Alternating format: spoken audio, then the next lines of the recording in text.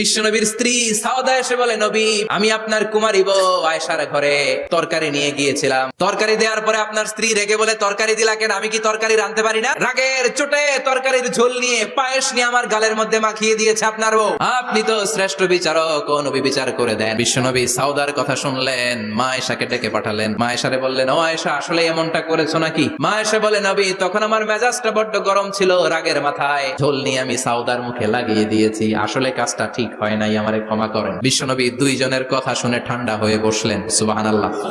দুইজনের কথা শুনে বিশ্বনবী বললেন, আমার আদালতের রায় হচ্ছে কিসাস। সাউদাকে যেমনি তুমি পায়েস মাখিয়ে দিয়েছো, সাউদাও পায়েসের বাটি থেকে কিছু পায়েস নিয়ে আয়েশার গালে মাখো। সুবহানাল্লাহ পড়েন। সাউদাও বিশ্বনবীর রায় অনুযায়ী বাটি থেকে পায়েসের ঝোল নিয়ে মা আয়েশার গালের মধ্যে মেখে দিলেন। মা আয়েশা কি আর করবেন, হেসে দিলেন। সাইয়েদাতুনা সাউদাও হাসলেন, বিশ্বনবীও হাসলেন। আরশের উপর থেকে খুশি হয়ে গেল কে?